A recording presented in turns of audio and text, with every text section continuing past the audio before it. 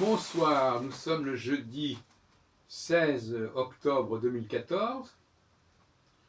Il est 9h30 du soir. Et je voudrais vous parler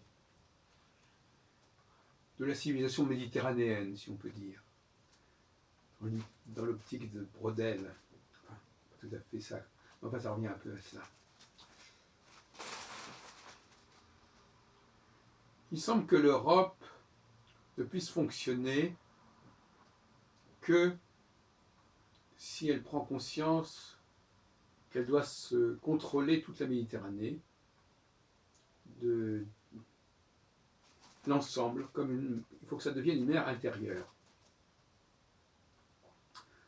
N'oublions pas qu'une grande partie, une partie intéressante en tout cas du processus colonial français, et pas seulement français, mais enfin surtout français en l'occurrence, a concerné la Méditerranée, que ce soit le Maghreb, ou que ce soit les croisades en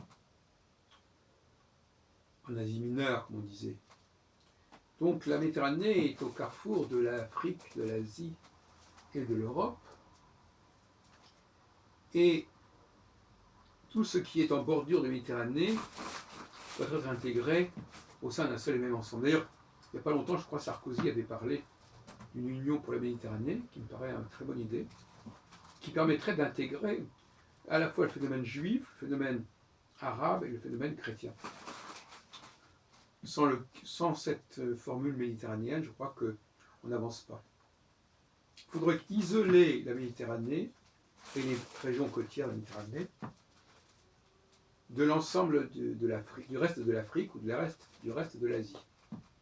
C'est le pourtour méditerranéen qui nous intéresse ici, c'est-à-dire vraiment une marge du littoral assez ténue, pas peut-être de 200 km par exemple, de largeur, de profondeur. Et la France, effectivement, a un rôle à jouer important dans cette logique méditerranéenne, cette stratégie méditerranéenne. Et on s'aperçoit de toute façon qu'on n'a pas le choix. On est confronté en France avec des affrontements entre les juifs et les musulmans qui sont justement liés, eux aussi, à la Méditerranée. Et qui ont des problèmes avec la Méditerranée. La question palestinienne est une question qui interpelle le monde méditerranéen. Et donc, elle doit être traitée et gérée par le monde méditerranéen. Et la meilleure solution, c'est probablement d'aller au-delà dans la logique de cette situation actuelle, c'est-à-dire d'intégrer le monde méditerranéen au sein de l'Union européenne, de façon à ce qu'il y ait une fluidité d'échanges qui permette une circulation entre les deux rives de la Méditerranée, et ce qui calmerait beaucoup le jeu, je crois,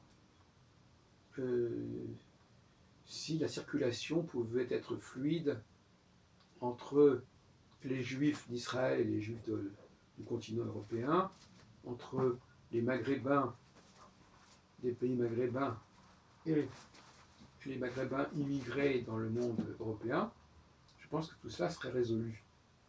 Je rappellerai tout de même les thèses que j'ai développées il y a déjà quelques mois, quelques temps, à savoir que pour moi, les Juifs étaient une tête de pont du continent européen vers justement les pourtours orientaux de la Méditerranée, dont Jérusalem, bien entendu, fait partie intégrante.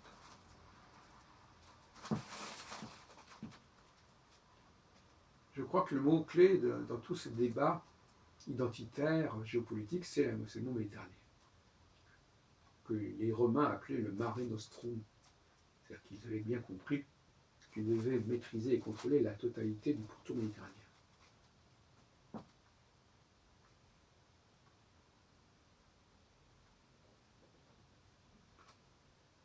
La guerre de Troie, c'est aussi une relation méditerranéenne, n'est-ce pas, entre l'Europe et l'Asie mineure. Les croisades, c'est aussi une relation méditerranéenne totalement, n'est-ce pas, avec la conquête pendant quelques décennies de Jérusalem. Et je crois que la Turquie doit jouer un rôle important dans cette affaire, puisqu'elle fait partie du pourtour méditerranéen. Et la France doit jouer la carte de la Méditerranée, impérativement.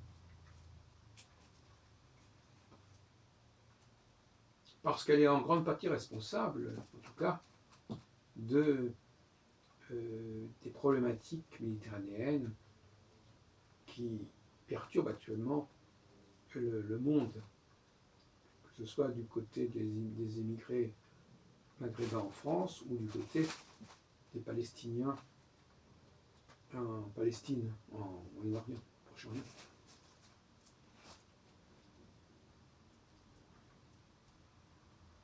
Et en ce sens,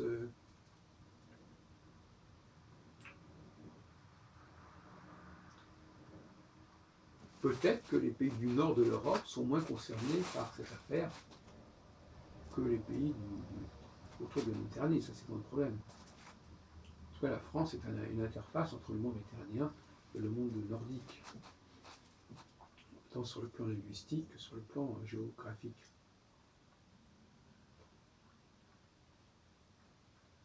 Puisque sur le plan linguistique, il ne faut pas oublier que c'est par le biais de la France que la langue latine s'est imposée au nord de l'Europe, tant en Angleterre qu'en Allemagne, voire même en Russie ou en Hollande.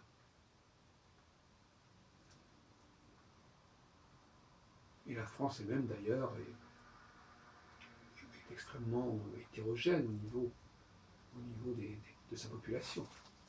On peut être aussi bien un Français blond qu'un Français brun, c'est pas défini de cette façon.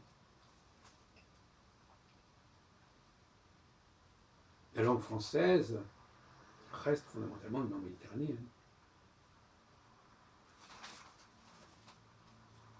Elle est une langue latine qui a été particulièrement bien repensée, restructurée,